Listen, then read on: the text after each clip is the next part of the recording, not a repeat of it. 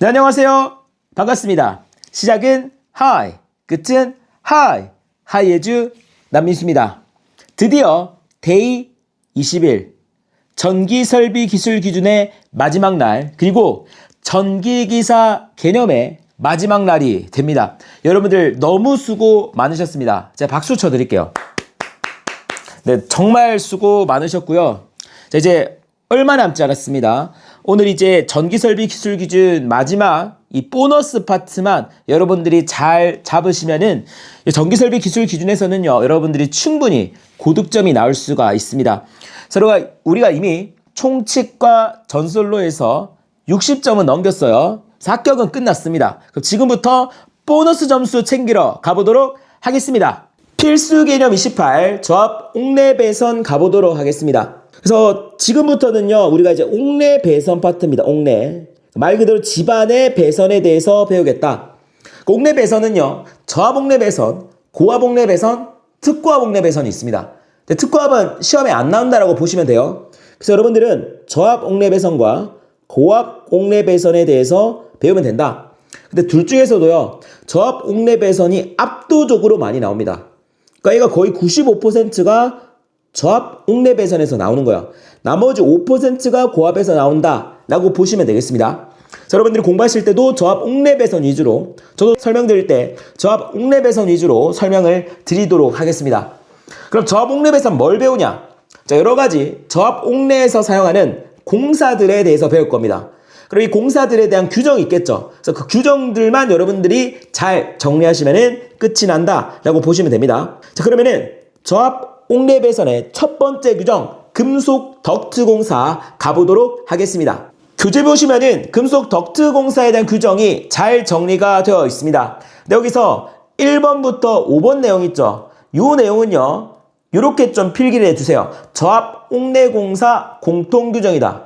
자, 무슨 말이냐면은 요 5가지 규정은요, 금속 덕트 공사뿐만 아니라 저합 옥내 공사라고 한다면은 모두 적용되는 내용이다 라고 생각하시면 되겠습니다. 저희가 앞으로 뭐 합성수지관, 금속관 뭐 여러가지 공사를 배울 건데 요 5가지는 모두 적용되는 규정이다, 이렇게 정리를 해주세요.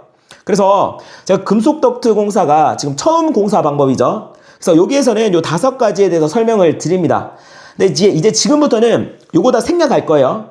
뒤에는 안 나옵니다. 자, 생략되더라도 요 5가지는 모두 적용된다, 이렇게 생각을 해두시면 되겠습니다. 자, 그러면은 첫 번째 내용부터 가볼게요. 단면적이 나왔네요. 저합 옥내 공사의 단면적, 우리가 최소값은요 2.5제곱밀리미터 이상이고요, 최대값은 10이다 이렇게 기억을 해요. 그래서 최소는 2.5, 최대는 10이다, 이렇게 간단하게 정리를 하면 되겠습니다. 자, 이번 옥외용 비닐 절연 전선은 제외다. 여기 이제 당연한 말이죠. 왜? 지금 우리가 배우고 있는 건 뭡니까? 저합 옥내 배선이잖아요. 집안의 배선이에요. 근데 옥외용이라고 되어 있잖아요. 그러니까 이거는 제외라는 거죠. 사용하지 않는다라는 겁니다. 자, 요거 가지고 장난 많이 치거든요. 여러분들 꼭 기억을 합니다. 3번, 덕트나 관 안에는 접속점이 없도록 할 것. 자, 요거는요, 우리가 교재 보시면 하이킥이 있습니다. 자, 하이킥 내용 잠깐 볼게요. 자, 하이킥에 뿌빠에게 물어봐 보도록 하겠습니다. 제가 여기에다가 정리를 해놨습니다. 저희가 전선은 덕트나 관 안에서 접속점이 없도록 할 것. 자, 이거는 어떤 내용이냐면요, 전선을 연결할 때는요, 무조건 박스, 그러니까 아울렛 박스라든가 정션 박스라고 합니다. 이런 박스 안에서 연결해야 돼요. 아래 그림 있죠. 그래서 이 박스 안에서 연결을 해야 된다라는 겁니다. 자, 우리가 관 안에서 접속을 하게 되면 어떻게 되냐? 제가 간단하게 금속관을 그려봤습니다. 그래서 이 금속관 내에서 전선의 접속이 이루어지면 안 된다라는 거죠. 그러니까 예를 들어서 자, 이렇게 A 전선이 있고요, 자, 이렇게 B 전선이 있다. 그럼 이 관 내에서 접속이 이루어지면 안 된다라는 거예요. 자, 왜 그렇습니까? 여기서 접속을 했어요. 그럼 일단 만약에 이 접속점에 문제가 생겼다. 그럼 이 접속점을 찾을 수가 없어요. 그리고 찾더라도 뭐 어떻게 할 거예요? 이걸 자를 거예요? 그러니까 말이 안 된다라는 겁니다. 그래서 반드시 이러한 박스 안에서 해야지만이 문제가 생기면은 요 박스만 확인하면 되잖아요. 그래서 무조건 전선은요, 덕트라든가 관이라든가 어쨌든 그 안에서 접속이 이루어지면 안 된다라는 겁니다. 4번, 덕트 끝부분은 막을 것. 자, 이거는요, 앞에 금속 덕트 공사 그림 잠깐 볼게요. 자, 금속 덕트 공사 그림입니다. 덕트의 끝부분은 요 부분이죠. 요 부분을 이렇게 확대를 한 겁니다. 자, 덕트 끝부분은요, 반드시 막아야 됩니다. 왜냐면 여기로 먼지 같은 게 들어갈 수가 있어요. 그래서 항상 덕트 끝부분은 막아야 된다. 이렇게 생각하면 됩니다. 그리고 5번. 접지 공사를 할 것. 자, 우리가 기본적으로 우리가 공사들은요, 다 접지를 해야 됩니다. 그래서 접지 공사를 한다. 이런 말이 나오잖아요. 다 맞는 말이다. 라고 보시면 되겠습니다. 자, 그래서 우리가 공통 규정을 정리해 봤고요. 지금부터는 이 금속 덕트 공사에 대한 규정들 정리를 해 보도록 하겠습니다. 그럼 일단 금속 덕트 공사 그림을 한번 볼게요. 자, 여기 금속 덕트 공사가 됩니다. 그래서 이 덕트 안으로 전선이 들어가는 거예요. 그럼 일단 시험에 가장 많이 나오는 거 지지점 간의 거리가 됩니다. 그래서 금속 덕트 공사의 지지점 간 거리는요 3m가 됩니다. 근데 이 금속 덕트 공사를 수직으로 설치하잖아요. 그 경우에는 지지점 간의 거리가 6m가 됩니다. 자, 이건 이렇게 좀 기억을 해볼게요. 자, 제 친구 중에서요 김덕삼이라는 친구가 있는데 그 친구랑 얼마 전에 수육을 먹으러 갔어요. 자, 뭐라고요? 김덕삼이라는 친구가 있는데 뭘 먹으러 갔다? 수육을 먹으러 갔다. 조금 유치하지만 요렇게라도 외워주시면 감사하겠습니다. 괜찮죠? 좋습니다. 자, 그러면은 저희가 금속 덕트 공사의 요 부분 있죠? 요게 두께가 됩니다. 자, 두께 얼마다? 1.2mm다. 요거 꼭 기억을 해 주시겠고요. 그리고 저희가 아까 설명드렸죠. 덕트 끝부분은 막아야 된다라는 것까지 한 번 더 말씀을 드립니다. 자, 그러면 뒤에 규정 다시 한번 볼게요. 6번. 금속 덕트에 넣은 전선의 단면적의 합계는 덕트 내부 단면적의 20% 이하일 것이라고 나와 있습니다. 자, 이건 무슨 말인가? 앞에 그림 잠깐 봅니다. 그러니까 금속 덕트 공사는요, 요 덕트 안에다가 전선을 집어넣습니다. 근데 이 전선을 이 덕트에 꽉 차게 100%로 집어넣으면 될까요? 안 되겠죠. 왜냐면은 전선에는 전류가 흐르고 열이 발생합니다. 이걸 가득 채워버리면은 그 열로 인해 뭐가 발생하죠? 화재가 발생할 수 있다라는 거예요. 그래, 법적으로 제한이 되어 있습니다. 그래서 20% 이하라고 제한이 되어 있어요. 그래서 여기 집어넣을 때 우리가 20% 이하로 집어넣어야 된다라는 거 여러분들이 꼭 기억을 합니다. 여기 이제 6번 규정이었어요. 7번 보겠습니다. 전광 표시 장치. 요거 이제 전광판이다라고 생각하면 돼요. 전광판 또는 제어회로. 이 제어회로는 뭐 기기라든가 조명을 제어하는 그 고란회로를 우리가 제어회로라고 해요. 자, 이러한 배선만을 넣은 경우에는요 50%까지 괜찮다라는 겁니다. 그러니까 우리가 기본적으로요 전광 표시 장치 그리고 제어회로에 사용하는 배선들은요 얇아요. 얇기 때문에 얘네들은 50%까지 괜찮다라는 겁니다. 그래서 원래는요 20% 이하예요. 근데 전광 표시 장치 제어회로 배선이다 하면은 50%까지 오케이라는 겁니다. 자, 이 경우에는 50% 이하까지는 오케이다. 이렇게 여러분들이 정리를 해두시면 되겠습니다. 자, 여기까지가 금속 덕트 공사에 대한 규정인데, 자, 시험 문제에서요 버스 덕트 공사가 나올 수가 있어요. 근데 버스 덕트 공사와 금속 덕트 공사 규정이 똑같습니다. 그래서 그냥 두 개를 같이 기억해요. 그래서 버스 덕트 공사, 금속 덕트 공사 규정이 동일하다. 이렇게 정리하시면 되겠습니다. 자, 그러면은 단골 정답과 단골 오답 간단하게만 정리를 할게요. 단골 정답부터 가겠습니다. 저압 옥내 배선에 사용하는 연동선의 최소 굵기를 물어보고 있습니다. 최소 얼마라고 했죠? 2.5라고 했죠.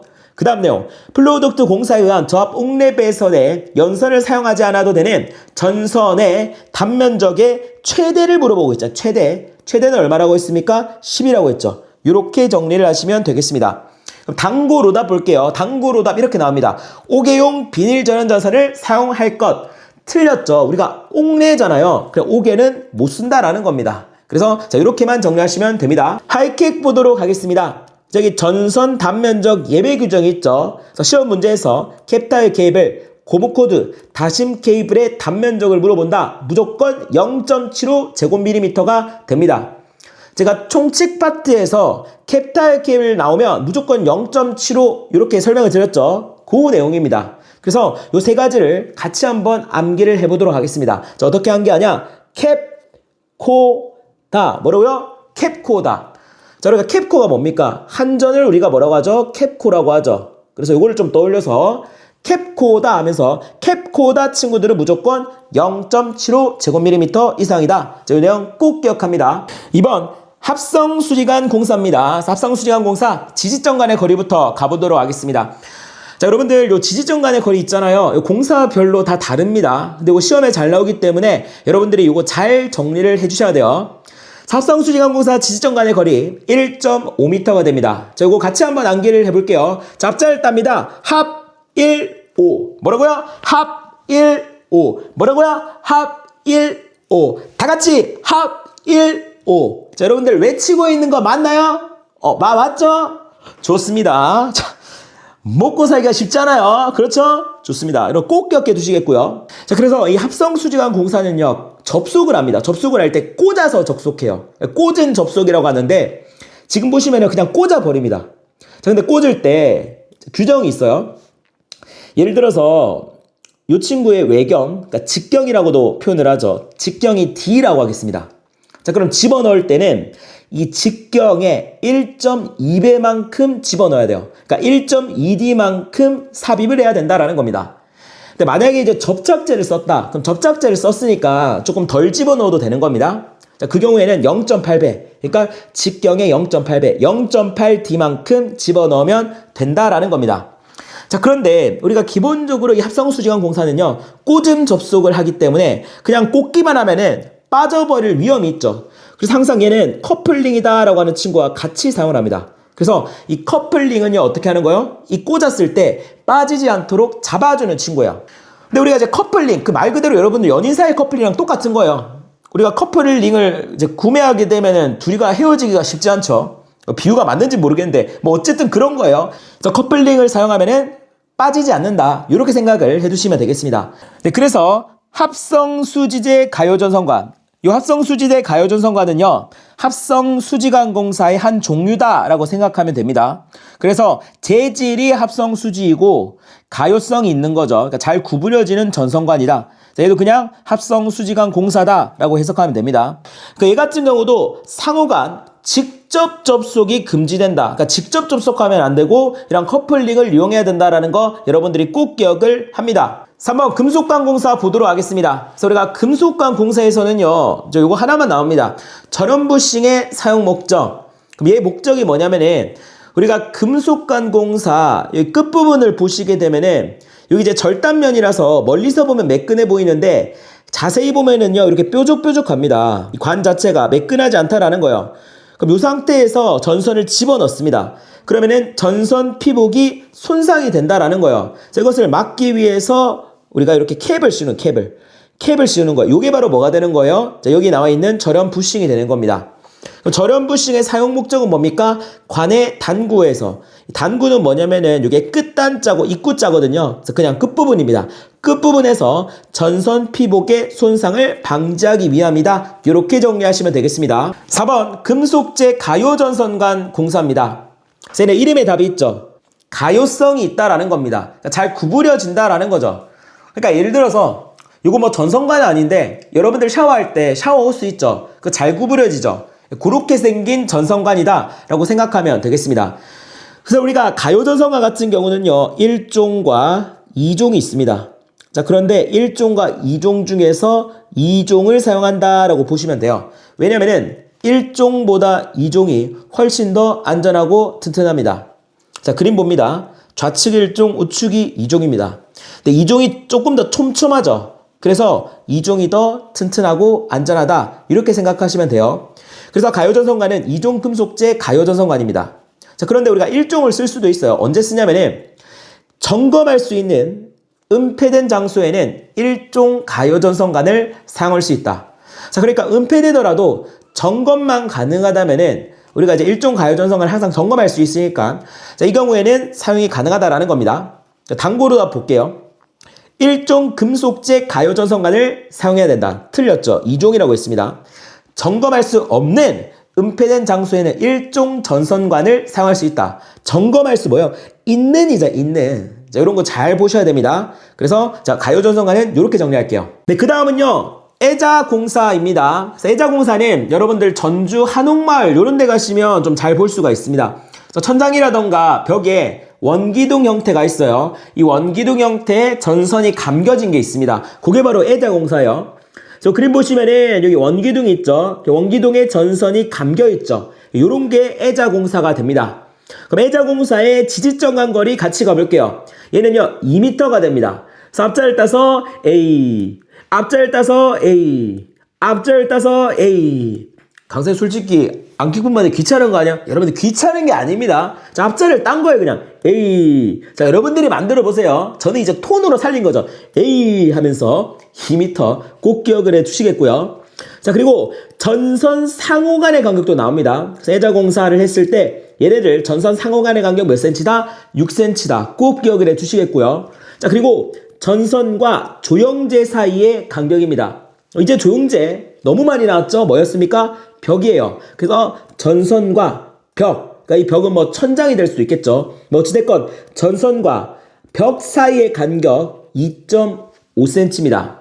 자, 그런데 습기가 많다. 그럼 습기가 많으면 위험하니까 이제 2.5에서 4.5cm로 바뀐다라는 겁니다. 그래서 습기가 많다라는 조건이 있다. 그러면은 몇 cm가 된다? 4.5cm가 된다. 이렇게 정리하시면 되겠습니다. 자, 그 다음 라이팅 덕트 공사가 됩니다. 그래서 라이팅이 뭡니까? 조명기구입니다. 그래서 조명기구를 사용하는 공사가 됩니다. 그래서 그림 보시면은 조명기구를 사용하고 있죠.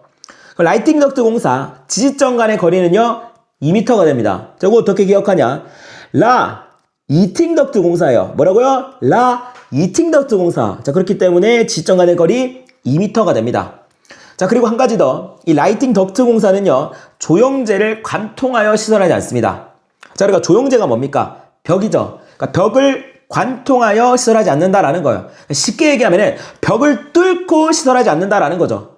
왜 그런가 하면은 벽을 뚫게 되면은 이 벽 속에 묻힌 부분이 있습니다. 맞죠? 그럼 이 벽 속에 묻힌 부분은 점검할 수가 없어요. 그렇기 때문에 이 벽을 뚫고 시설하지 않는다라는 거 여러분들이 꼭 기억합니다. 자, 그 다음은요 케이블 트레이 공사가 됩니다.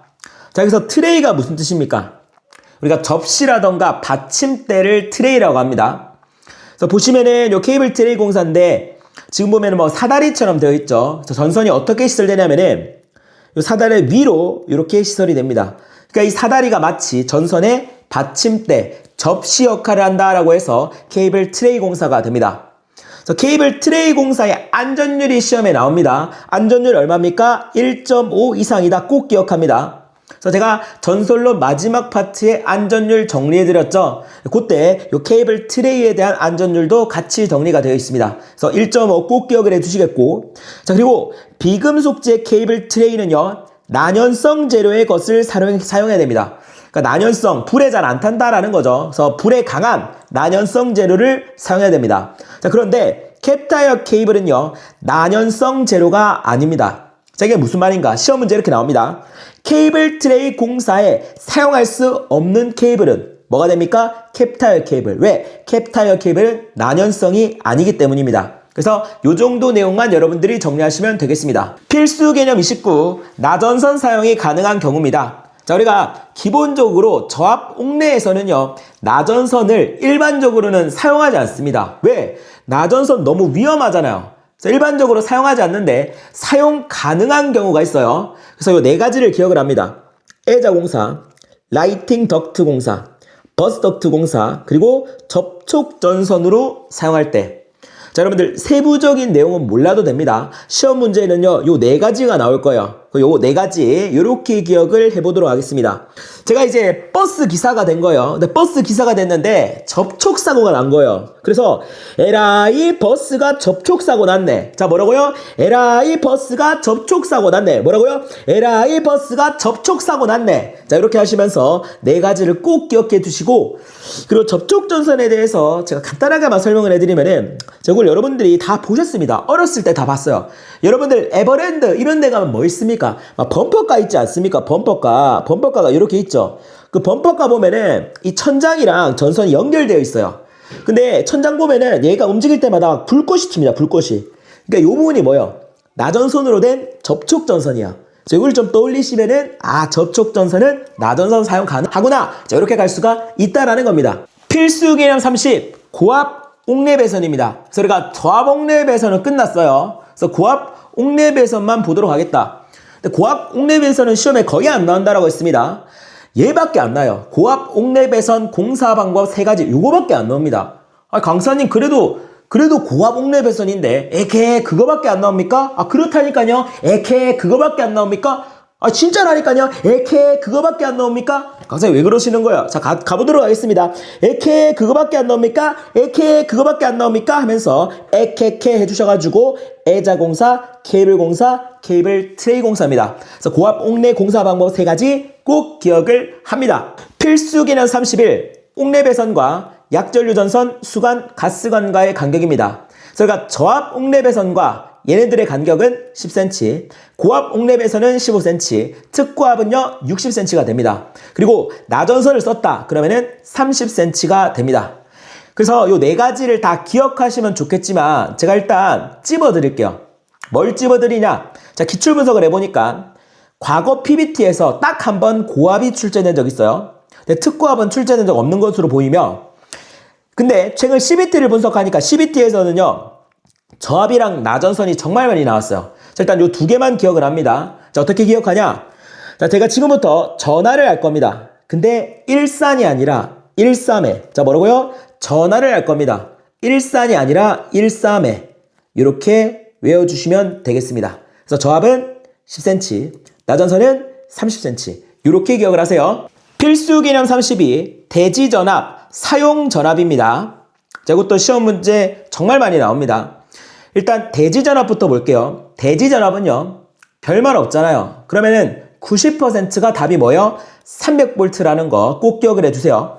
근데 예외가 있습니다. 자, 문제에서 전기 저장 장치, 태양광 설비의 대지전압은 얼마인가? 그러면은 직류 600V가 된다라는 거 꼭 기억을 합니다. 근데 이 친구 같은 경우는 문제에 힌트가 주어져요. 뭐라고 하냐면은 대지전압은 직류 몇 볼트인가 라고 물어봐요. 그럼 직류 나오잖아요. 무조건 대지전압은 600V다. 이렇게 정리하시면 되겠습니다. 자, 2번 사용전압입니다. 자, 기본적으로 사용전압은요 400V가 됩니다. 자, 이거 어떻게 해오냐? 사용전압이잖아요. 사용전압이니까 4죠. 그래서 400V다. 이렇게 해주시고, 예외를 보도록 하겠습니다. 이 사용전압은요 예외가 훨씬 더 시험 문제 많이 나옵니다. 같이 정리를 할게요. 자, 일단 교통신호등의 사용전압 300V가 됩니다. 자, 이거 어떻게 기억하냐? 자, 우리가 교통신호등 보시면은요 빨간불이 있고요, 주황불이 있고, 그리고 초록불이 있습니다. 그러니까 3개가 있죠. 그래서 300V다. 이렇게 가셔도 되고, 자, 혹시 이무진님의 신호등 아시나요? 자, 신호등을 불러보도록 할게요. 가사에 갑자기요 붉은색, 푸른색 그 사이 몇 초입니까? 3초죠. 그래서 300V예요. 자, 요런 식으로 좀 외워달라. 죄송합니다. 자, 전기 울타리 가보도록 하겠습니다. 자, 이거 뒤에서 또 나옵니다. 전기 울타리 사용전압은요 250V가 됩니다. 자, 그 다음은 전기요끼입니다. 자, 전기요끼 앞에서 언급한 적 있죠. 우리가 필수 개념 3에서 절연할 수 없는 부분에 뭐가 있었습니까? 전기요끼가 있었죠. 그래서 전기요끼는 뭐라고 했습니까? 욕조에 이렇게 사람이 들어가는 거예요. 맞죠? 그래서 치료 목적으로 사용을 한다라고 했습니다. 그러니까 여기에는 사람을 치료해야 되니까 높은 전압이 걸리면 안 돼요. 그래서 사용전압 몇 볼트입니까? 10V라는 거 꼭 기억을 해 둡니다. 4번 전기 부식 방지 시설입니다. 얘네 말 그대로 전기로 인해서 부식이 발생할 수 있어요. 그걸 방지하는 시설인데 얘의 사용전압은요 직류 60V다. 꼭 기억을 해주세요. 5번 수중 조명등입니다. 얘는 여러분들이 수영장에서 사용하는 조명등이다 라고 보시면 돼요. 그래서 수중 조명등 안에 이제 변압기가 있습니다. 그래서 변압기 1차 사용전압이 400V입니다. 2차는 150V다. 그래서 이것도 여러분들이 꼭 기억을 합니다. 필수 개념 33 조명 설비입니다. 그래서 옥내 배선이 끝이 났습니다. 그래서 지금부터 조명 설비 그리고 특수 설비 가보도록 하겠습니다. 조명 설비 첫 번째 개념 센서 등 타임 스위치가 됩니다. 자, 얘는 뭐냐면은 우리가 현관 앞에 딱 가잖아요. 그러면은 요 조명이 짠 하고 켜지죠. 얘가 바로 센서 등 타임 스위치가 됩니다. 강사님 근데 그림이 이상해요. 아니, 그림이 뭐가 이상합니까? 강사님 이게 뿌빠네. 뭐예요 뿌빠네? 둘이 같이 살아요? 아니 뭐 그건 아닌데 그냥 이제 그러니까 그냥 이미지로 여러분들 학습을 위해서 한 겁니다. 뭐 오해하지는 마시겠고요. 이제 계속 커뮤니티에 전빠님이랑 전뿌 저를 엮으시는 분들이 많은데 제발 그만해 주시겠고, 강사님 왜 논란을 만드세요? 자, 넘어가도록 하겠습니다. 웃기려고 했는데 이거 뭐 어쩔 수가 없어요. 이미 책을 만들었어요. 자, 바로 가보도록 하겠습니다.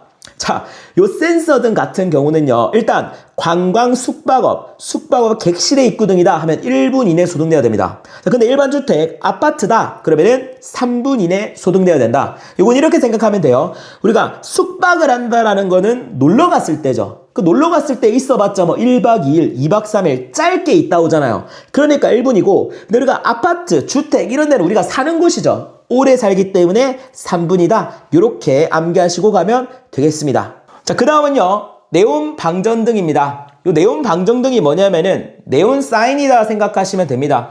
그래서 우리가 서명 가면은 번쩍번쩍하죠. 그러한 네온 사인 생각해 주시겠고요. 그리고 관등회로는 뭔가? 이 관등회로의 관자가 피리 관자입니다. 그래서 피리가 나와서 말씀드리는 건데, 제가 리코더를 정말 잘 봅니다. 또 이렇게 얘기하면은 또 전부 장난치네 하시는데, 저는 지금 그 누구보다도 진지합니다. 제가 서부산에서 리코더로 1등을 했고요. 전국대회까지 나갔던 사람입니다. 자, 여러분들 유튜브에 전부 리코더 치시면은 영상 하나 나올 겁니다. 그거 보고 오세요. 그거 보고 오면은 사람이 달라 보인다라는 거예요. 보고 오셨나요? 사람이 좀 달라 보이죠? 좋습니다. 그리고 그 영상에서 여러분들 댓글도 남겨주세요. 왜냐면은 제가 조명 파트 할 때마다 그 얘기를 하니까 거기서 다들 조명 파트 공부하신 분들이 다 모입니다. 그 망람에 또 광장이 되었다라는 점, 그래서 재밌게 또 거기서 활동을 하시면 좋겠고요. 자, 어찌됐건 계속해서 수업해 보도록 하겠습니다. 이 관자가 피리 관자입니다. 그럼 등은 뭐다? 전등이에요. 그래서 피리처럼 생긴 전등. 이게 바로 뭐예요? 형광등이에요. 그래서 형광등회로를 관등회로다라고 부릅니다. 내가 형광등을 네온 방전등으로 써요. 그래서 두 개 규정 자체가 거의 유사하다라고 보시면 되겠고, 뭐 어찌됐건 시험에서 네온 방전등이 나오든 관등회로가 나오든 아래 두 규정을 따라주시면 되겠습니다. 그래서 둘 다요, 애자공사로 시설합니다. 그래서 애자공사로 시설하니까 전선 상호 간의 간격은 몇 cm입니까? 6cm였죠. 기억나시나요? 애자공사에서 전선 상호 간격 몇 cm라고 했습니까? 6cm라고 했죠. 강사님 금시초문이에요. 금시 방금 하지 않았습니까? 자, 여기 나와있죠? 자, 애자공사 전선 상호 간격 6cm. 한 번 더 꼭 기억해 두세요. 필수 개념 34 특수 설비입니다. 자, 첫 번째 전기 울타리입니다. 자, 우리가 전기 울타리는 왜 사용합니까? 이 전기 울타리 안에 뭐 닭이라든가 소라든가 뭐 이러한 가축을 기른다라는 거예요. 그래서 목적 첫 번째, 가축의 탈출을 방지하기 위함이죠. 두 번째는 뭐냐면은 야생짐승, 요런 늑대들이 와가지고 막 얘네들을 잡아 무비면 안 되잖아요. 그러니까 얘네들이 침입하는 것을 방지하기 위해서 시설한다 라고 보시면 되겠습니다. 그래서 우리가 전기 울타리를 어디서 볼 수 있냐면은 동물원 가시면 볼 수 있어요. 저도 얼마 전에 동물원을 갔는데 와, 전기 울타리 있더라고요. 진짜 신기하더라고요. 그래서 막 전기 울타리를 보면서 와, 얘가 사용자라면 250V구나 막 그랬다라는 거죠. 근데 이제 저도 제정신이 아닌 거죠. 아니, 동물원 갔는데 동물을 봐야 되는데 전기 울타리를 보고 있다라는 거예요.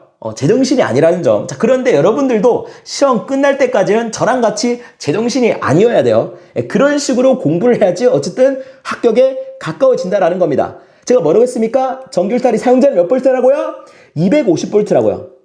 이거 외우라고 지금 이 썰 푼 겁니다. 자, 사용자는 250V 꼭 기억합니다. 자, 그러면은 우리가 전기 울타리와 관련된 규정을 제가 또 그림을 재밌게 그려놨어요. 이 그림을 한번 학습을 해보도록 하겠습니다.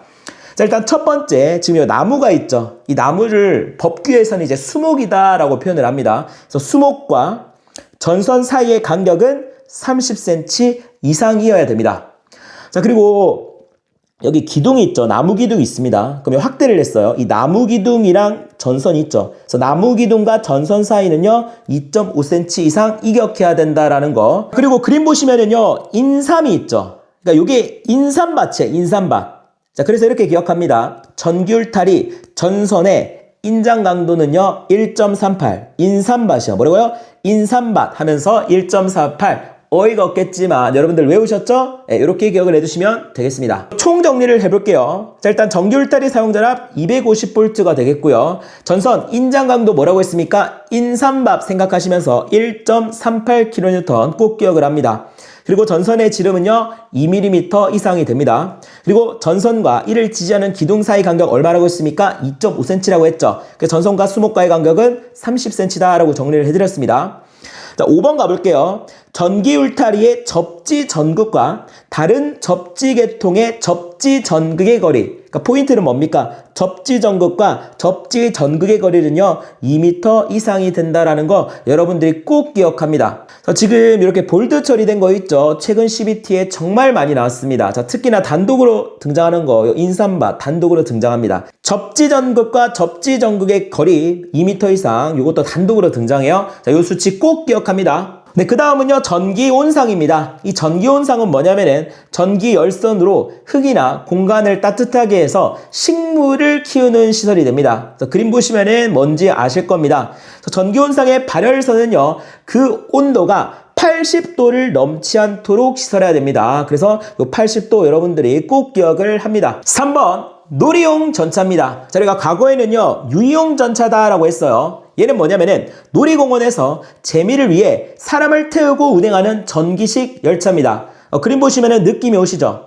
그래서 보통 이런 열차들은요 애기들이 많이 탑니다. 그래서 유치원생들이 많이 타기 때문에 이 놀이용 전차 주변에는요 항상 아기들을 인솔하는 교사가 있어요. 그래서 그 교사 이름이 직육교사예요. 여러분들 처음 들으셨죠? 당연히 처음 듣는 거예요. 직육교사. 암기법입니다. 직육 60V 이하, 교류 40V 이하. 뭐라고요? 직육교사. 직육교사. 그래서 놀이용 전차의 사용전압이에요. 직육 60V, 교류 40V. 직육교사로 꼭 기억을 합니다. 4번 먼지 위험 장소가 됩니다. 그래서 과거에는 이제 분진 위험 장소라고 했어요. 근데 분진을 좀 이제 순화를 거죠. 그래서 먼지 위험 장소다. 첫 번째는요 폭염성 먼지 위험 장소고요. 두 번째는 가연성 먼지 위험 장소가 됩니다. 그럼 우리가 이제 폭염성 먼지는 이제 폭발성 있는 먼지가 되겠죠. 가연성은 그냥 불에 잘 타는 먼지가 될 겁니다. 그럼 딱 보더라도 폭염성 먼지 위험 장소가 훨씬 더 위험하다라는 걸 알 수가 있겠죠. 그럼 밑에다가 제가 정리를 해보도록 하겠습니다. 자, 폭염성 먼지가 많은 경우, 가연성 먼지가 많은 경우가 됩니다. 그럼 이 경우에 이제 공사 방법을 볼 건데, 자, 일단 제가 하이킥 잠깐 볼게요. 맞는 공사 방식이 있습니다. 자, 우리가 합성수지관 공사, 금속관 공사, 케이블 공사 요 세 가지는요 웬만한 장소에는 다 적용이 가능한 맞는 공사 방식이에요. 자, 얘네들은 암기를 따로 합니다. 합금캐 이렇게 기억하세요. 그래서 합금캐는 만능이다 이렇게 가시면 돼요. 그래서 우리가 폭발성이 많든 가연성이 많든 일단 합금캐를 적어요. 얘는 어지간하면 다 되니까 합금캐. 자, 그런데 우리가 가연성보다는 폭연성이 훨씬 더 위험하겠죠. 그럼 우리가 합금캐 중에서 가장 약해 보이는 애는 뭡니까?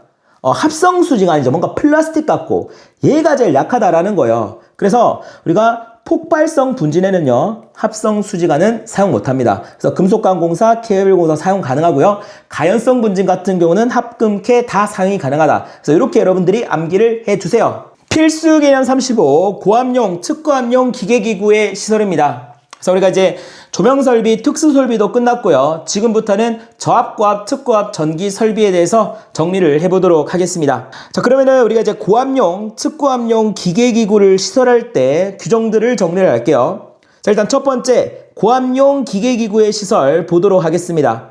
자, 우리가 고압용 같은 경우는 뭐 어찌됐건 위험하기 때문에 지표상 4.5m 이상 높이의 시설을 합니다. 자, 그런데 시가지 외다. 시가지 외에는 사람이 없기 때문에 안전하죠. 그럼 이 경우에는 4m 이상의 높이에 시설하면 되겠습니다. 2번 특고압용 기계기구의 시설입니다. 그래서 우리가 특고압용 기계기구도 위험하기 때문에 시설하는 방법이 두 가지가 있습니다. 첫 번째는 얘네들을요 그냥 높은 곳에다 시설하는 방법이 있고요. 두 번째는 울타리를 시설하는 방법이 있습니다. 시험 문제에는 그냥 거의 후자가 나온다. 울타리를 사용하는 것이 나온다 라고 보시면 되겠습니다. 그래서 그림 보시면은요 특고압 기계기구가 있고 안전을 위해서 울타리를 설치를 했습니다. 그래서 울타리 높이는요 2m 이상이어야 돼요. 자, 그래야지만 우리가 막 최용만 선수라든가 서장훈 선수 뭐 이런 분들이 넘어갈 수가 없다라는 거죠. 자, 그리고 아래 0.15m 이하 이렇게 띄워줘야 됩니다. 왜냐면 여기 이제 물이 빠져야 돼요. 배수로다 이렇게 여러분들이 생각을 해주시면 되겠습니다. 그래서 울타리 담등의 높이는 2m 이상으로 하고 하단 사이의 간격은 0.15m 이하로 해야 된다라는 거 여러분들이 체크해 주시면 되겠습니다. 자, 그럼 특고합이니까 이 특고합에 대한 규정들을 한번 보도록 하겠습니다. 자, 지금 보시면은 울타리 높이와 울타리로부터 충전 부분까지의 거리 합계다라고 나와 있죠. 자, 이건 뭐냐면은 자, 울타리와 특고합용 기계기구 사이의 거리가 있죠. 요 거리 플러스 울타리의 높이라는 거예요. 그러니까 예를 들어서 자, 얘를 A라고 할게요. 얘를 B라고 할게요. 그럼 요 규정은 뭐냐면은 지금 요거 두 개를 합쳤다라는 거예요. A 더하기 B에 대한 규정이라는 겁니다.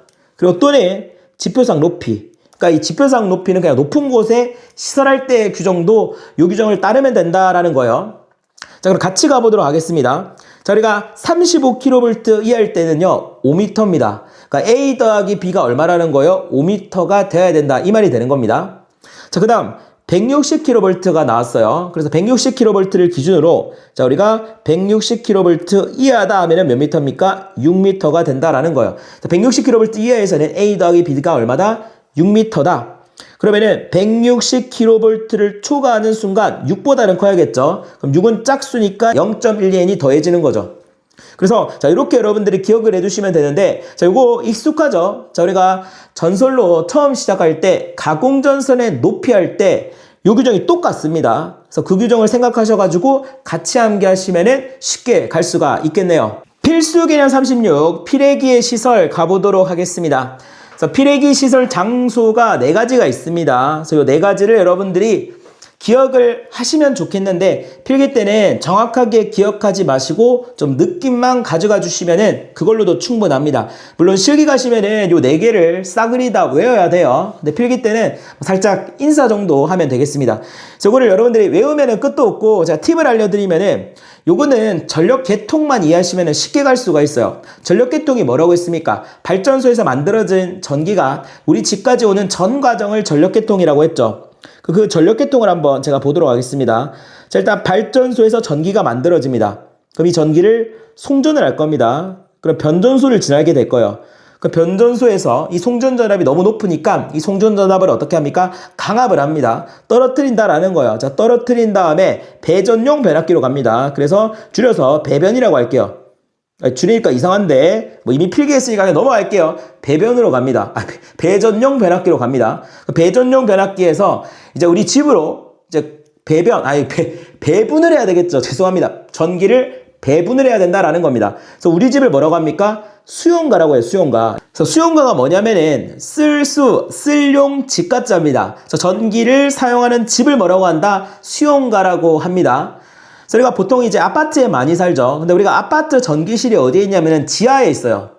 그래서 이 배전용 변압기가 이제 수용가에 전기를 공급할 때 이 지하를 통해서 공급을 하게 됩니다. 그래서 이런 식으로 그릴 수가 있어요.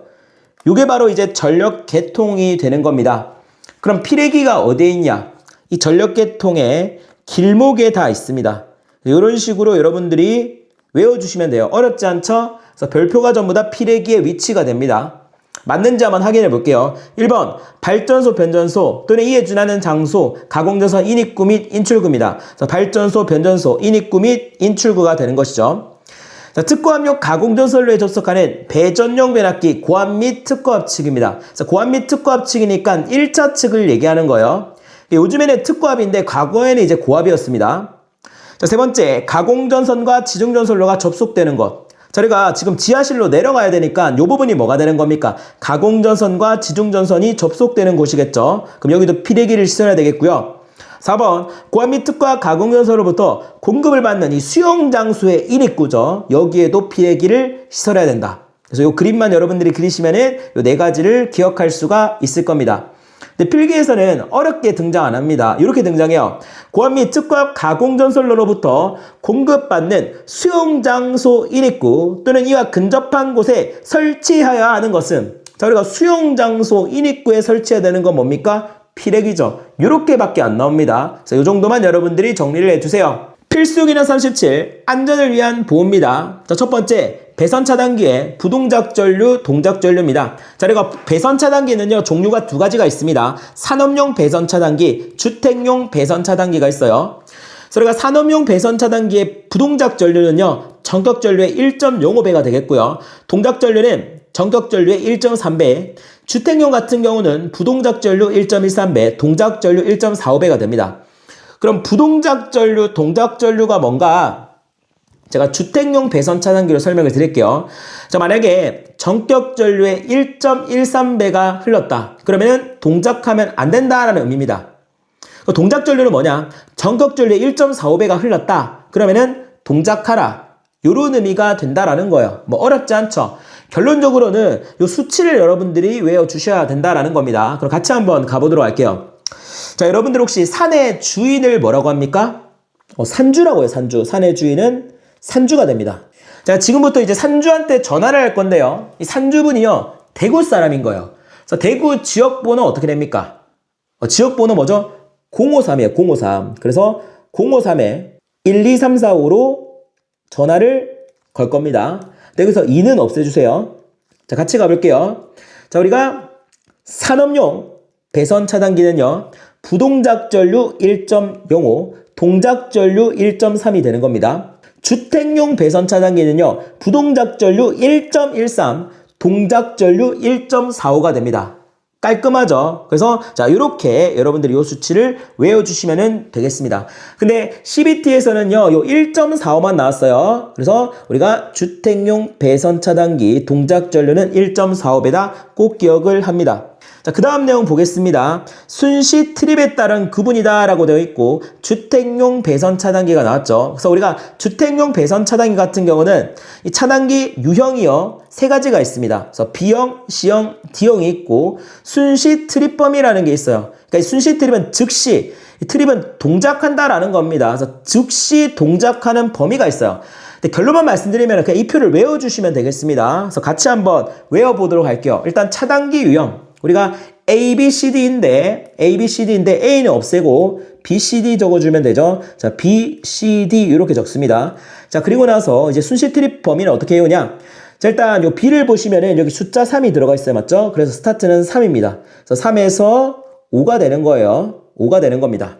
자, 그리고 5는 요대로 내려옵니다. 그리고 곱하기 1을 해주세요. 그럼 뭐가 됩니까? 10이 되죠. 자, 그리고 10은 그대로 내려옵니다. 그리고 곱하기 1을 해주세요. 그럼 뭐가 됩니까? 20이 된다. 자, 이렇게 하면은 끝이 나는 겁니다. 끝이 나는 거예요. 그래서 시험 문제 뭐가 나오겠습니까? 차단기 유형이 C다. 순시 트립 범위는 어떻게 되는가? 그러니까 5에서 10 찾아주시면 되겠고, 반대로 순시 트립 범위가 10IN 초가 20IN 이하다. 차단기 유형은 얼마인가? D다. 그럼 10에서 20 있잖아요. D 찾아주시면은 끝이 난다라는 겁니다. 저렇게 깔끔하게 표를 외워주시면 되겠어요. 3번 누전 차단기의 시설입니다. 그래서 누전 차단기에 대해서 제가 간단하게만 설명을 해드릴게요. 자, 우리가 누전 차단기는 뭐를 차단하는 겁니까? 누설 전류를 차단하는 겁니다. 그 영어로는 ELB죠. Arc Leakage Breaker가 되는 겁니다. 그러니까 누설 전류다라고 하는 건 어디로 누설이 되는 거예요? 땅으로, 대지로 누설이 되는 겁니다. 그래서 Earth, 대지죠? 대지로 누설되는 전류를 차단한다라고 해서 이제 ELB가 되는 것이죠. 그럼 요 그림을 봅니다. 여기 ELB가 있어요. 그래서 ELB가 어떻게 동작하는지 설명을 드릴게요. 자, 일단 예를 들어서 제가 10A가 흘렀다라고 하겠습니다. 10A. 그럼 10A가 들어갔어요. 그럼 부하를 지나서 다시 돌아오게 될 겁니다. 정상적이라면은 10A가 돌아와야 되겠죠. 자, 그런데 9A가 돌아왔다라는 거예요. 자, 이 말은 뭡니까? 지금 1A가 없어졌죠. 그럼 1A가 어떻게 된 거예요? 누전이 됐다라는 거예요. 그러니까 1A가 대지로 빠졌다라는 거죠. 그럼 ELB는 어떻게 판단을 하냐? 이 전류차로 판단을 한다라는 겁니다. 왜냐면 전류의 차가 생기면 안 되죠. 전류차가 생겼다라는 건 뭐가 되는 겁니까? 아, 누전이 발생했구나. 그래서 이 전류차로 동작을 해서 회로를 끊게 되는 겁니다. 그래서 우리가 이 전류차를 뭐라고 하냐면은 전격 감도 전류다라고 부르게 됩니다. 그래서 보통 ELB는요, 전격 감도 전류가 30mA예요. 그래서 30mA 차이가 난다, 동작을 한다라는 겁니다. 자, 그런데 우리가 욕실이라던가 샤워 시설에 쓰는 누전 차단기는요, 아무래도 물기가 많다 보니까 위험하죠. 그 경우는 고감도 ELB를 써요. 그래서 그거 같은 경우는 전격 감도 전류가 15mA가 됩니다. 그 친구 같은 경우는 15mA 차이가 나더라도 바로 동작을 하게 되는 것이죠. 그래서 여기까지가 우리가 누전 차단기에 대한 개념입니다. 자, 그러면은 우리가 이제 누전 차단기 관련 규정들을 하나씩 정리를 해볼게요. 1번, 금속재 외압을 가지는 사용전압이 50V를 초과하는 저압의 기계기구로서 사람이 쉽게 접촉할 우려가 있는 곳에, 그러니까 사람이 쉽게 만질 수 있는 곳에 시설한다라는 거죠. 위험한 곳에 시설한다는 얘기가 됩니다. 자, 그랬을 때 지락이 생겼을 때 자동적으로 전류를 차단하는 장치를 설치해야 된다라고 되어 있죠. 그럼 여기서 자동적으로 전류를 차단하는 장치가 바로 누전 차단기가 됩니다. 그럼 얘가 왜 누전 차단기냐? 지금 지락이 생겼다라고 되어 있죠. 그럼 무슨 전류가 흐릅니까? 지락 전류가 흐른다라는 거예요. 근데 이 지락 전류는요, 누설 전류와 같은 친구가 됩니다. 자, 왜냐면은 우리가 지락은 어떤 사고입니까? 땅지자에 이어질 락이죠. 땅과 이어지는 사고가 지락사고예요. 그럼 지락전류는 당연히 땅으로 흐르는 전류, 땅으로 빠지는 전류가 되겠죠. 그러니까 결국에는 뭐가 되는 겁니까? 누설전류가 된다라는 거예요. 그래서 우리가 지락전류가 흐르더라도 누가 차단한다? 누전 차단기가 차단한다라는 거예요. 그러니까 당연히 지락이 생겼을 때 동작하는 친구니까 뭐가 되는 겁니까? 누전 차단기가 된다.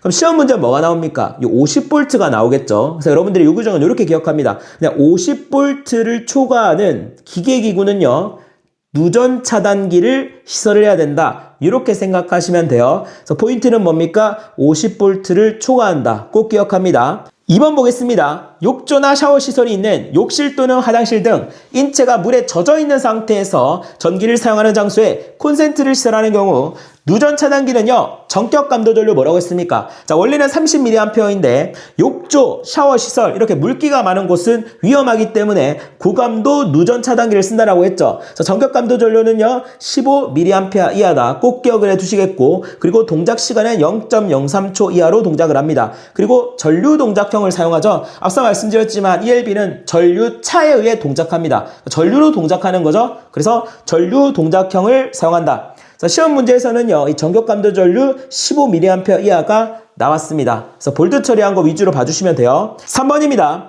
교통신호등회로에 사용전압이 150V를 넘는 경우는요, 누전 차단기를 시설해야 됩니다. 자, 요거 앞에 규정이랑 또 헷갈리시는 분들이 있는데, 자, 앞에서 뭐 배웠습니까? 교통신호등의 사용전압 몇 볼트라고 했습니까?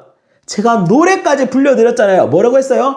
붉은색, 푸른색 그 사이 몇 초라고 했죠? 3초라고 했잖아요. 그래서 몇 볼트? 300볼트라고 했습니다. 그러니까 교통신호등의 사용전압은 300볼트예요. 근데 얘는 다른 규정이죠.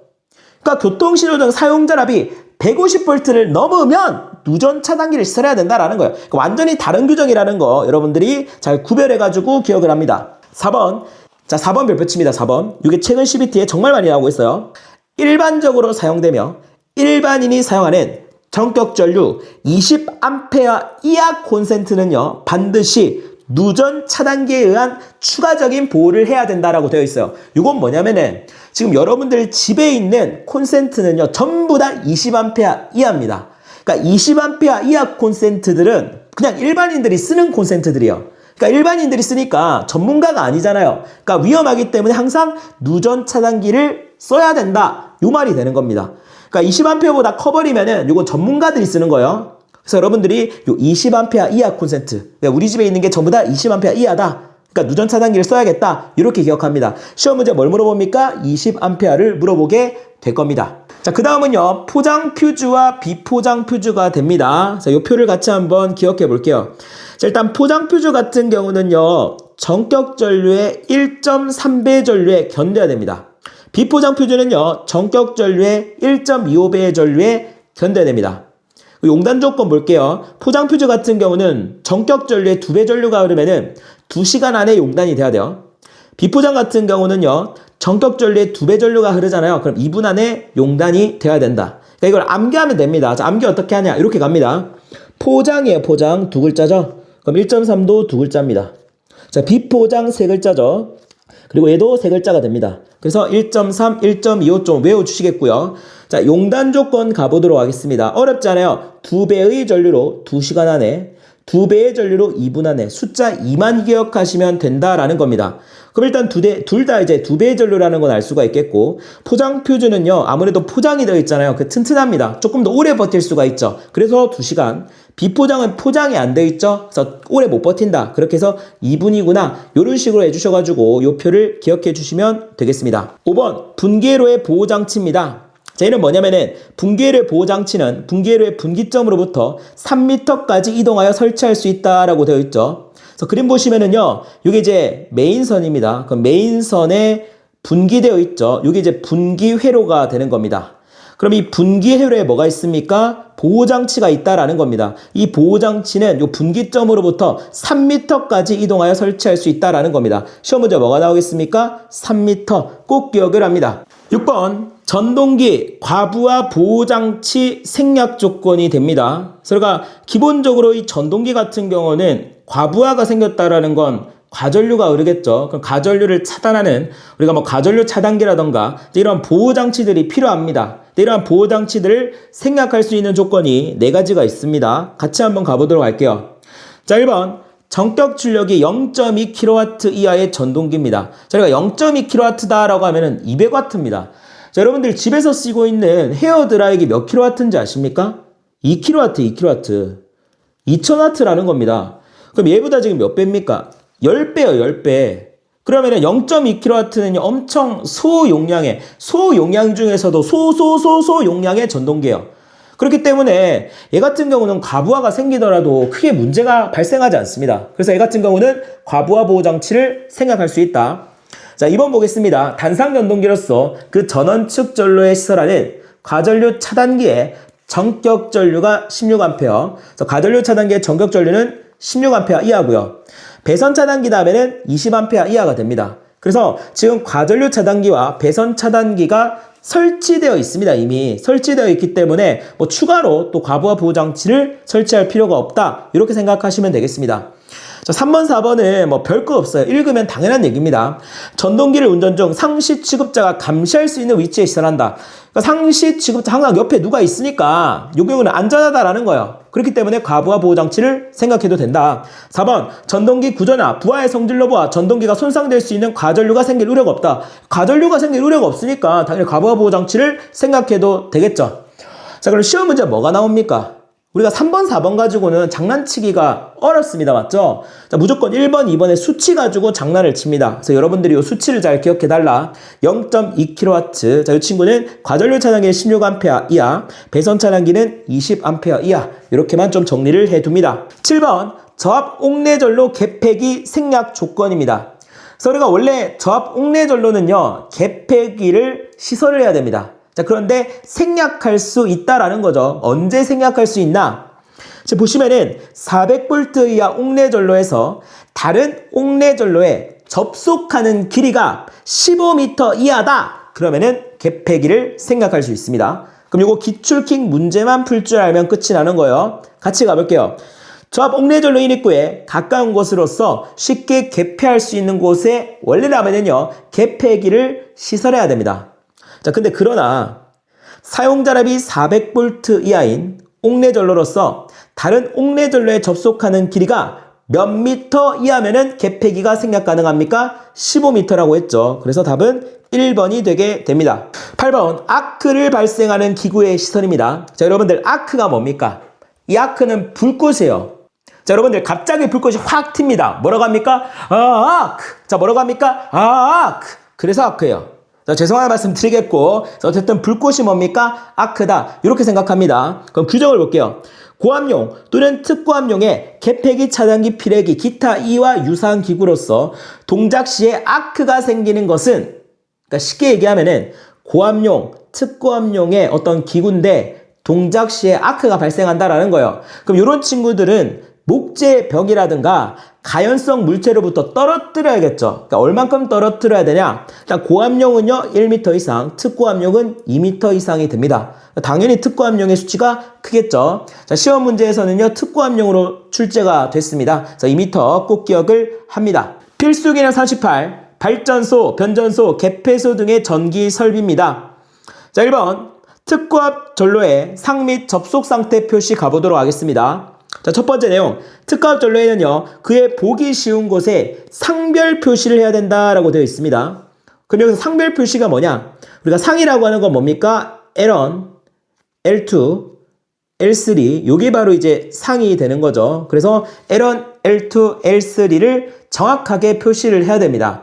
저게 표시가 제대로 안 되어 있으면은 큰일 나겠죠. 자, 두 번째. 특과합 전로에 대하여는 그 접속 상태를 모의모선 사용 기타 방법에 의하여 표시해야 된다. 그러니까 모의모선으로 표시를 해야 된다라는 겁니다. 그러니까 모의모선이 뭐냐면은 우리가 전체 전력계통 시스템을 말 그대로 모의로 그려놓은 거예요. 그래서 이런 것들이 그려놔야지만이 우리가 전체적인 전력계통을 이해할 수가 있습니다. 그래서 이거는 이렇게 생각하시면 돼요. 우리가 지하철 노선도랑 비슷한 겁니다. 그래서 우리가 지하철 노선도를 보면은 전체적으로 지하철이 이렇게 움직이는구나 뭐 이런 것들을 판단할 수가 있겠죠. 그래서 이러한 모의모선을 반드시 사용을 해야 된다라는 겁니다. 그런데 다만이라고 나와 있죠. 이러한 전로에 접속하는 특과합 전로의 회선수가 2이하이고 또한 특고합의 모선이 단일 모선인 경우에는 그러지 아니하다라고 되어 있죠. 그러니까 원래는 모의모선을 사용해야 되는데 회선수가 2이하이고 모선이 단일 모선이다 하면은 그러지 않아도 된다라는 거죠. 왜냐하면 회선수가 너무 작고 이게 단일 모선이라는 거예요. 그러니까 이건 어떤 느낌이냐면은 우리가 지하철역이 2개밖에 없어요. 근데 2개밖에 없는데 노선도를 그린다라는 거예요. 근데 별 의미가 없죠. 2개이기 때문에 누구든지 다 알 거 아닙니까? 그래서 회선수가 2이하 단일 모선인 경우는 모의모선을 굳이 그리지 않는다라는 겁니다. 그래서 기억하실 때 이렇게 기억하시면 돼요. 회선수 2죠. 단일 모선이죠. 2단. 제가 태권도 2단이었어요. 그래서 2단 이렇게 기억을 하시면 되겠습니다. 2번 특고합용 변압기의 보호장치입니다. 그래서 아래 표가 나오죠. 그래서 여러분들이 이 표를 기억을 하셔야 됩니다. 그럼 그 표가 뭘 얘기하는지 같이 읽어볼게요. 자, 특고합용 변압기입니다. 자, 일단 탄행식 변압기는요, 제가 조금 이따 설명드릴게요. 자, 용량부터 보겠습니다. 자, 예를 들어서 5000kVA 이상 10,000kVA 미만일 때 내부 고장이 발생했어요. 그럼 이런 경우에는 경보장치 또는 자동 차단 장치를 시설을 해야 됩니다. 그래서 보호장치에는 두 가지가 있습니다. 경보장치와 자동 차단 장치가 있어요. 둘 중에서 뭐가 더 강력하겠습니까? 당연히 자동 차단 장치가 강력하다라는 겁니다. 자, 그 다음 10,000kVA 이상에서는요, 만약에 내부 고장이 발생했다 그러면은 자동 차단 장치만 시설을 해야 된다. 얘는 이제 용량이 크기 때문에 경보로는 어림도 없습니다. 얘는 반드시 자동 차단 장치를 시설해야 된다라는 겁니다. 그래서 이거를 기억을 하실 때 이 특고합용 변압기는요, 10,000kVA 기준으로 좀 여러분들이 외워주시면 쉽습니다. 보시면은 만을 기준으로 10,000kVA 이상 그리고 10,000kVA 미만이 됩니다. 그리고 스타트 용량 값은 만을요 2분의 1 해주셔가지고 5,000kVA가 뭐가 되는 겁니까? 스타트 값, 그러니까 최소 용량이 된다라고 보시면 되겠어요.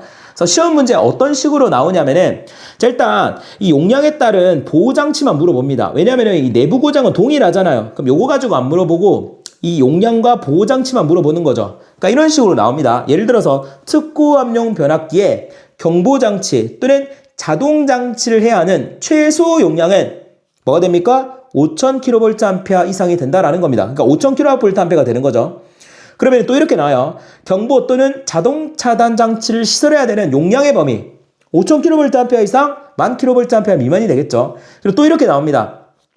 반드시 자동 차단을 해야 하는 용량은 몇 kVA 이상인가? 당연히 뭐가 됩니까? 많이 된다라는 거예요. 반드시 자동 차단이니까 요 경우가 아닌 거죠. 그래서 이런 식으로만 출제가 되고 있습니다. 자, 그럼 밑에 탄행식 변압기도 가보도록 하겠습니다. 이 탄행식은 외부의 힘으로 냉각되는 변압기가 되는 거죠. 자, 이 친구 같은 경우는 냉각장치가 고장이 났다. 그러면은 반드시 경보장치를 시설해야 됩니다. 저희는 어떻게 기억하냐? 냉장고 경보다. 자, 뭐라고요? 냉장고 경보. 이렇게 하시면은 끝이 납니다. 그럼 단고로 답 잠깐만 볼게요.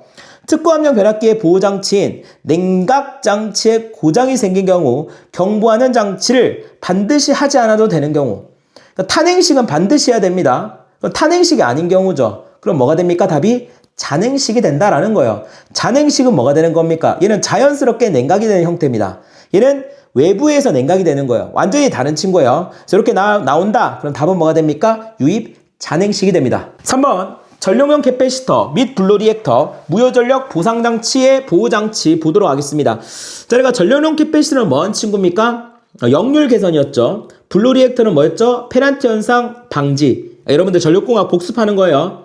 그리고 무효전력 보상장치는 뭡니까? 이게 이제 옛날에는 법규에서 조상기라고 했어요. 근데 여기 이제 무효전력 보상장치로 바뀌었습니다. 훨씬 더 직관적이죠. 요거는 언제 배웠어요? 우리가 전기기기 동기조상기 때 배웠죠. 그래서 상을 조정을 해서 우리가 어쨌든 무효전력을 보상할 수가 있습니다.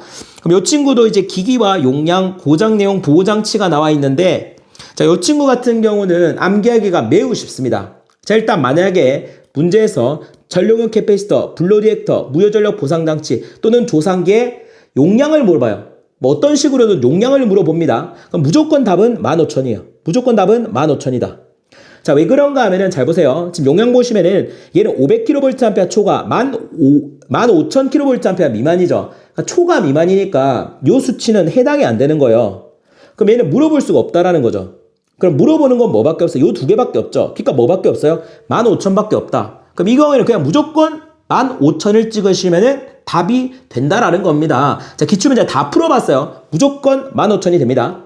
자, 그리고 요 고장 내용만 좀 체크해 두세요. 자, 우리가 전력용 캐패시터 및 블로리액터는요. 자, 우리가 500초가 15,000 미만에서는요. 고장 내용이 내부 고장 과전류입니다. 자, 근데 용량이 15,000 이상이 되는 순간 내부 고장 과전류에서 뭐가 추가가 됩니까? 과전압이 추가가 된다. 자, 요 정도만 좀 체크를 해주세요. 4번 계측 대상입니다. 그래서 우리가 설비를 안전하게 운영을 하려면은요, 계측을 잘해야 됩니다. 그래서 계측에 4대장이 있습니다. 전압, 전류, 전력, 온도입니다. 자, 요 친구 같은 경우는 아주 귀중한 VIP 친구들이에요. 그래서 VIP 친구들은요, 따뜻하게 온도까지 맞춰줘야 되겠죠. 자, 그래서 이렇게 기억합니다. 전압, 전류, 전력, 온도. 그래서 요 네 친구들은 반드시 측정해야 되는, 자, 4대장이다. 이렇게 기억을 합니다.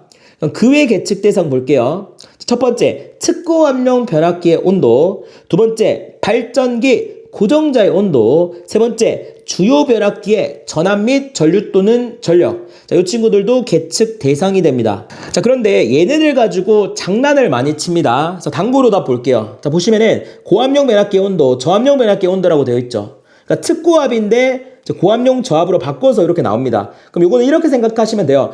자, 우리가 계측을 할 때는요, 항상 위험한 상태를 계측을 해야 돼. 가장 위험한 상태에서 계측을 해야 되겠죠. 그럼 저압고압, 특고압 중에 뭐가 제일 위험합니까? 특고압이 가장 위험하죠. 그래서 특고압용 변압기의 온도를 측정합니다. 자, 두 번째, 발전기의 회전자의 온도입니다. 원래는 뭐야? 고정자였죠. 자, 이것도 잘 생각해요. 자, 우리가 발전기라고 하면은 뭐가 되겠습니까? 전기기기 때 배웠죠. 동기발전기입니다. 그럼 동기발전기에서 분명히 이렇게 말씀드렸어요. 계자가 회전을 합니다. 맞죠? 그리고 전기자가 고정되어 있어요. 근데 전기는 어디서 만들어집니까? 고정자인 전기자에서 만들어지죠. 그럼 고정되어 있는 고정자에서 전기가 만들어지는 거예요. 당연히 고정자에 큰 전압이 걸린다라는 거예요. 그러니까 회전자보다 고정자가 훨씬 더 위험하죠. 그러니까 당연히 발전기 고정자의 온도를 측정해야 된다라는 겁니다. 자, 그 다음 특고압 모선의 전압, 전류 및 전력입니다. 저희가 모선이 뭐냐면은 이게 모자가 어미 모자입니다. 그러니까 엄마선이에요. 그러니까 엄마가 애기들한테 밥을 주지 않습니까? 그러니까 모선은 뭐냐면은 메인선입니다. 메인선에서 이제 분기를 내가지고 부하로 공급하는 이러한 메인선이에요. 그러니까 이는 어떻게 보면 그냥 연결하는 선이다, 연결점이다라고 생각하면 돼요. 근데 사실 여기선 중요한 건 아니죠. 중요한 건 뭡니까? 우리가 변압기가 가장 중요한 거예요. 그렇기 때문에 우리가 주요 변압기에 전압, 전류, 전력을 측정해야 된다. 특고압 모선은 아니라는 거 여러분들 꼭 기억해 두시고, 자, 그 다음 역률이 나옵니다. 근데 역률은 우리가 굳이 측정할 필요가 없습니다. 왜냐면은 자, 우리가 단상 유효전력 공식 어떻게 됩니까? VI 코사인 세타죠. 그럼 코사인 세타다라고 하는 거는 P 나누기 VI입니다. 그러면은 VIP 친구들로 구할 수가 있죠. VIP 친구들로 구할 수가 있죠. 그러니까 얘는 측정하지 않아도 된다. 이렇게 기억하시면 되겠습니다. 5번 수소 냉각식 발전기가 됩니다. 그래서 우리가 발전기를 쓰다 보면 열이 발생하죠. 그래서 열을 어떻게 해야 됩니까? 냉각을 해야 되는데 그때 사용하는 게 수소라는 겁니다. 그래서 첫 번째 수소 순도 규정입니다. 그래서 수소는요, 예를 들어서 순도가 85% 이하로 떨어진다. 자, 그러면은 경보장치가 울리게 됩니다. 그래서 85% 이하 경보장치를 써야 된다. 꼭 기억을 해두시고, 시험 문제는 당연히 85%가 나오겠죠. 자, 그 다음, 계측 대상이 됩니다. 그래서 수소를 계측할 때 수소의 순도 계측하고요. 압력도 계측하고요. 온도도 계측합니다. 근데 밀도는 계측하지 않습니다. 그래서 단고로답으로 밀도가 나오니까 꼭 기억을 합니다. 필수 기능 39, 전기철도 설비입니다. 그래서 드디어 전기철도 파트로 넘어왔습니다. 그래서 최근 CBT에서 이 전기철도에 대한 내용들이 정말 많이 출제가 되고 있습니다. 그래서 CBT를 제가 좀 분석을 많이 해가지고 최대한 시험에 잘 나온 내용들만 정리를 했으니까요. 저만 믿고 따라오시면 되겠습니다. 첫 번째 나오는 것이 전차 선로의 전압이 되게 됩니다. 그래서 표를 보시면은 상당히 무시무시한데 여러분들이 이 표를 외울 필요 없습니다. 여기서 여러분들이 가지고 가야 되는 거 장기 가전압만 가져와 주시면 되겠습니다. 그리고 장기 가전압의 수치는 몰라도 됩니다. 뭐만 알면 되냐면은 장기 가전압의 수치가 복잡하다. 이것만 알면 돼요.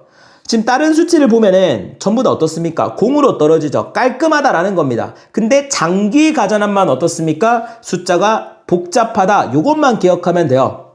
자, 왜 그런가 하면은 시험에서 어떻게 나오냐면은 다음 중 전차 선로의 전압 중 틀린 것은 이라고 나옵니다. 그리고 장기 가전압이 주어지고요. 숫자가 깔끔하게 0으로 떨어지는 그런 숫자를 줍니다. 그럼 무조건 틀렸죠. 왜? 장기 가전압은 복잡하니까. 그래서 이 장기 가전압이 복잡하다만 기억하시면 돼요. 자, 이렇게 기억해 볼까요? 자, 요즘에 장가가는 절차가 너무 복잡하죠. 자, 요즘에 장가가는 절차가 너무 복잡하다. 자, 이렇게 하면서 장기 가전압 숫자 복잡하다 기억하고 다음 내용 가보도록 할게요. 2번 전차 선로의 충전부와 건조물 차량 간의 절연 간격이 됩니다. 자, 우리가 충전부다라고 하면은 그냥 전류가 흐르는 부분이다라고 생각하시면 돼요. 그래서 충전부와 건조물, 충전부와 차량 간의 절연 간격을 이렇게 이제 표로 나타냈습니다. 그래서 표를 다 외울 필요 없습니다. 제가 외우라는 것만 외워주시면 되겠습니다. 건조물부터 가보도록 할게요. 얘는 뭡니까? 건물이 되는 겁니다.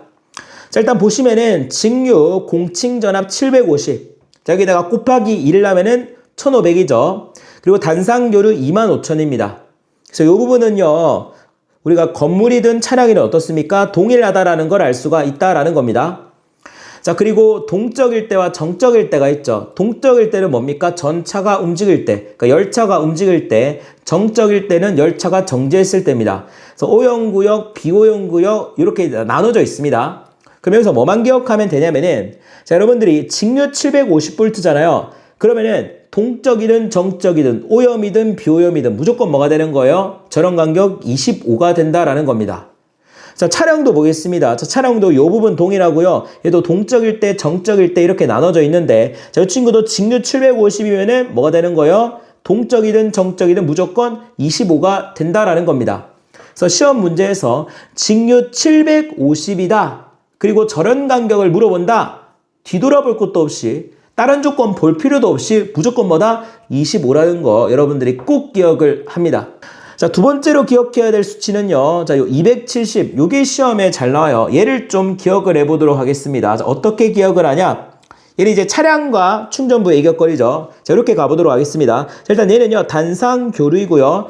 정적일 때 270이 되는 겁니다. 자, 요거는 어떻게 기억하냐? 제가 최근에 교류하는 사람이 생겼어요. 오, 뭐야, 전부 뭐야, 남자네. 근데 이 교류하는 사람이 있는데, 그 친구가 좀 정적인 친구야, 정적인 친구. 그래가지고 신발 사이즈 물어보니까 270이라고 했어요. 270이요? 여자가 200, 당연히 남자입니다, 여러분들. 남자랑 교류한다라는 거예요. 자, 뭐라고요? 교류하는 사람이 있는데, 정적인 친구입니다. 신발 사이즈 얼마? 270. 이렇게 외우고 가시면 되겠습니다. 3번, 변전소의 용량입니다. 자, 우리가 변전소의 용량은요, 급정구간별 정상적인 열차 부하 조건에서 1시간 최대 출력 또는 순시 최대 출력을 기준으로 결정합니다. 자, 뒤에 내용 볼 필요 없죠? 자, 변전소의 용량은요, 1시간 최대 출력을 기준으로 한다. 시험 문제 뭐가 나오겠습니까? 1시간이 나온다라는 겁니다. 꼭 기억을 해주세요. 자, 그 다음은요, 급전용 변압기입니다. 별표치입니다. 시험 문제 정말 많이 나오고 있습니다. 그래서 우리가 급전용 변압기는요, 직류가 있고 교류가 있습니다. 자, 일단 둘 다 삼상이에요. 둘 다 삼상이라는 거 기억해 두시고, 직류는요, 정유기용 변압기고요. 교류는요, 스코트 결선 변압기가 됩니다. 그래서 둘 중에 하나만 외우면 되겠죠? 그럼 우리가 교류를 한번 외워보도록 하겠습니다. 자, 교류는 AC죠. 그래서 에스코트, 이렇게 기억합니다. 자, 뭐라고요? 에스코트 해주셔가지고, 교류는 삼상 스코트 결선 변압기, 직류는 삼상 정유기용 변압기, 이렇게 외워주세요. 5번입니다. 전차선 가선 방식의 종류가 됩니다. 그러니까 말 그대로 전차선을 가선, 설치하는 방식을 물어보게 되는 겁니다. 그래서 종류가 세 가지가 있어요. 가공 방식, 강체 방식, 제3레일 방식이 있는데 여러분들 오답만 기억하면 됩니다. 지중 조가선 방식이 나오잖아요. 이거 틀린 거예요. 근데 이게 당연히 틀린 것이 지중이 뭡니까? 땅속인데 여러분들 생각해 보세요. 전차선, 열차선. 우리가 KTX 전차선 어디에 있습니까? 밖에 있잖아요. 그러니까 땅속에 시선하는 거랑은 아무런 관련이 없다. 그래서 지중조가선 방식 오답이다. 이렇게 정리하시면 되겠습니다. 자, 6번. 교류 전차선 등 충전부와 식물 사이의 간격을 물어보고 있습니다. 그래서 교류 전차선 등 충전부와 식물 사이의 간격이죠. 그래서 여러분들이 전차선이 나왔으니까 전기철도 파트구나. 그 전기철도 파트에서 식물과의 간격을 물어본다. 무조건 5m가 되는 겁니다. 다른 건 없습니다. 전차선, 전기철도 파트에서 식물 사이의 간격은 5m다. 꼭 기억을 합니다. 자, 7번 가보도록 할게요. 전기철도 차량의 역률입니다. 그래서 이거 읽어보시면 되는데 블라블라블라 하면서 결국에는 역률은 0.8보다는 작아서 안 된다라고 되어 있죠. 그래서 뭘 물어보겠습니까? 역률 0.8을 물어보게 될 겁니다. 자, 우리가 5과목 전기설비 기술 기준에서요. 역률은요 0.8밖에 없습니다. KC 원문에도 역률은 0.8밖에 없어요. 그럼 시험 문제에서 뭔가 역률을 물어봤다. 그럼 무조건 뭐가 되는 거예요? 그냥 0.8이 된다. 이렇게 기억하시면 되겠습니다. 8번. 누설전류 간섭에 대한 방지입니다. 자, 우리가 직류 전기철도 시스템이 매설 배관 또는 케이블과 인접할 경우, 자, 인접하기 때문에 누설전류가 흐를 수가 있죠. 그래서 이 누설전류를 피하기 위해서 최대한 이격을 해야 된다라는 겁니다. 얼만큼 이격해야 되냐? 주행 레일과 최소 1m 이상의 거리를 유지해야 된다. 자, 여기서 포인트는 뭐냐면 주행 레일이에요. 주행 레일이 나오잖아요. 무조건 1m 이상 가시면 되겠습니다. 그래서 주행 레일 나오잖아요. 주행 레일과 최소 1m 이상 거리를 유지해야 된다. 9번 회생 제동입니다. 그래서 제가 회생 제동에 대한 규정을 다 수록을 했습니다. 근데 CBT에서는요, 자, CBT에 나오는 게 정해져 있습니다. 그게 바로 볼드 처리한 겁니다. 그래서 여러분들이 이것만 확인하시면 돼요. 같이 가볼게요. 전기철도 전력 공급 시스템엔 회생 제동이 상용 제동으로 사용 가능하고 다른 전기철도 차량과 전력을 지속적으로 주고받을 수 있도록 설계를 해야 됩니다. 그럼 오답으로 뭐가 나옵니까? 당연히 다른 전기철도 차량과 전력을 주고받을 수 없도록 설계되어야 된다. 이렇게 유치하게 나온다라는 거예요. 그래서 여러분들이 회생제동 나오잖아요. 다른 전기철도 차량과 교류를 해야 되겠다. 지속적으로 주고받아야 되겠다. 이런 느낌만 체크하시면 되겠습니다. 10번입니다. 피레기의 선정입니다. 자, 이거는 한 가지만 기억해요. 피레기는요, 밀봉형을 사용합니다. 자, 뭐라고요? 밀봉형을 사용한다.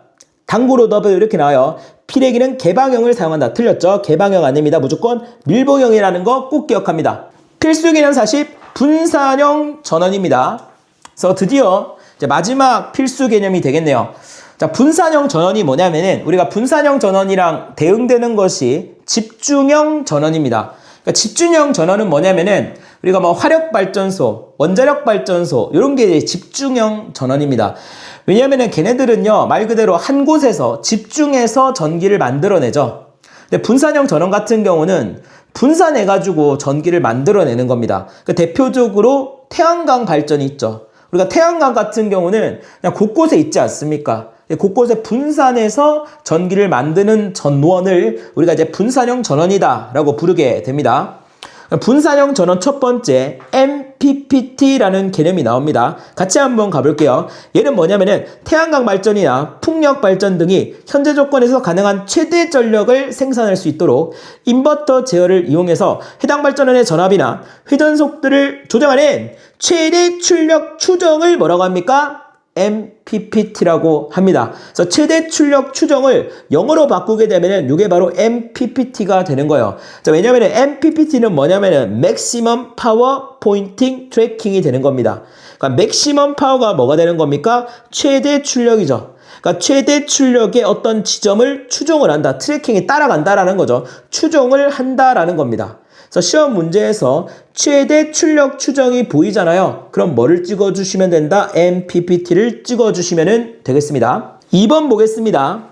개통 연계 설비의 전기 공급 방식이에요. 같이 읽어볼게요. 신재생 에너지를 이용하여 동일 전기 사용 장소에서 전기를 생산하는 합계 용량이 50kW 이하가 되면은요, 요거는요, 소규모 분산형 전원이라고 합니다.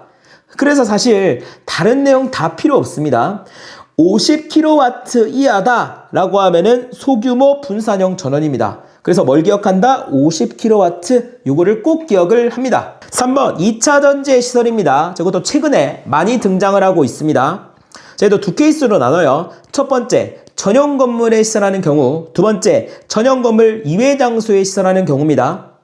전용 건물에 시설하는 경우부터 볼게요. 첫 번째 주변 시설입니다. 자, 여기서 주변 시설은 도로 건물 가연물질을 얘기하는 거예요. 그래서 도로 건물 가연물질과 2차 전지는요 1.5m 이상 이격을 해야 됩니다. 자, 그 다음 다른 건물의 출입구라던가 피난 계단과는요 2차 전지는요 3m 이상 이격을 해야 된다. 자, 여러분들이 외우실 때는요, 자, 1.5m 외워주시고, 우리가 출입구라던가 피난 계단은 아주 중요한 장소죠. 그러니까 얘네들이랑은 어떻게 해야 됩니까? 더 멀리 이격해야 된다라고 해서 곱하기 2 해주셔가지고 3m, 이렇게 기억을 해주시면 되겠습니다. 2번, 전용 건물 이외 장소에 시설하는 경우입니다. 자, 이 경우도 잘 볼게요. 자, 그러니까 문제에서 2차 전지 렉과 렉 사이, 그리고 렉과 벽면 사이, 자, 엄밀하게는 전면부를 얘기하는 거예요. 뭐 어찌됐건 렉과 벽면 사이의 이격거리는 얼마인가? 1m 이상이 됩니다. 자, 여기서 렉이 뭐냐면은 간단하게만 이렇게 이해해 주세요. 우리가 2차 전지가 있잖아요. 요 2차 전지를 보관하는 곳입니다. 보관하는 선반이다라고 생각하면 돼요. 그래서 이 렉 위에 2차 전지가 보관이 된다, 이렇게 생각하시면 됩니다. 그래서 2차 전지 렉과 렉 사이, 그리고 렉과 벽면 사이는 어떻게 된다? 1m 이상이 된다. 꼭 기억을 합니다. 4번 태양광 발전 설비 전기 저장 장치입니다. 그래서 이 친구들은요 비슷한 점이 많기 때문에 규정이 거의 동일합니다. 그래서 같이 한번 기억을 해보도록 하겠습니다. 자, 일단 대지전압입니다. 대지전압은 제가 설명드렸죠. 직류 600V가 됩니다. 자, 전선 굵기는 동일하게 2.5 제곱밀리미터 이상이 됩니다. 자, 공사 방법도 동일합니다. 이 공사 방법도 외우기가 쉬운 게 제가 맞는 공사 방법 뭐라고 했죠? 합금캐라고 했죠. 그래서 합금캐가 등장합니다. 합성수지관, 금속관 공사, 케이블 공사가 되는 겁니다. 자, 추가로 금속재 가요전선관 공사만 여러분들이 좀 체크를 해두시면 되겠습니다. 자, 그런데 사실상 단고로답만 체크하면 돼요. 단고로답으로 뭐가 나온다? 애자 공사가 나오게 됩니다.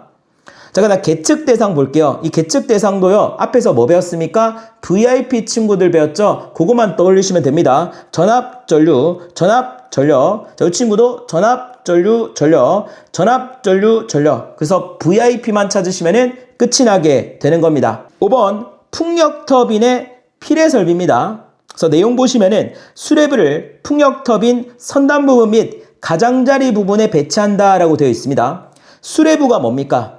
뇌를 받는 부분이에요. 뇌가 뭐예요? 번개를 받는 부분이죠. 그러니까 쉽게 얘기하면 여러분들 이거 피뢰침이라고 생각하시면 됩니다. 그럼 우리가 이렇게 이제 뾰족한 피뢰침은요, 항상 가장 높은 곳, 가장자리, 이런 데다가 설치를 해야 됩니다. 그래서 우리가 선단 부분, 이 선단 부분은 뭐냐면 맨 끝부분 얘기하는 거예요. 맨 끝부분. 그리고 가장자리에다가 무조건 얘네들은 설치를 해야 된다. 자, 그렇게 해야지만이 번개가 요 피뢰침으로 꽝 하고 친다라는 겁니다. 자, 오답으로 뭐가 나옵니까? 수레부를 풍력 터빈 중앙 부분에 둔다. 틀렸죠? 중앙 부분이 아닙니다. 선단 부분 및 가장자리 부분이란 거 여러분들 꼭 기억합니다. 자, 그래서 여기까지가 전기 설비 기술 기준이었습니다. 네, 마지막은요, 이 명언으로 끝을 내도록 하겠습니다. 여러분들은 이 명언을 들을 자격이 있습니다. 하루에 3시간을 걸으면 7년 후에는 지구를 한 바퀴 돌 수 있다고 합니다. 이 꾸준함과 성실함이 얼마나 중요한지를 얘기해주는 그런 명언이 됩니다. 자, 여러분은 1일 동안 정말 그 힘든 과정을 참고 잘 견뎌낸 사람들입니다. 그렇기 때문에 고작 전기기사 자격증 그냥 딸 수 있다라는 겁니다. 이미 여기까지 잘 따라오신 분들은요, 시간 문제입니다. 지금 하신 대로 꾸준히 쭉 따라가시면은 좋은 결과 있을 거라고 생각을 합니다. 그래서 이제 개념이 끝났기 때문에 저희 교재에 있는 기출 문제들을 한번 싹 정리해 주세요. 그래서 저희 교재에 있는 이 기출 문제만 잘 푸시면은 안정적인 합격이 나올 겁니다. 그래서 여러분들 너무 수고 많으셨고요.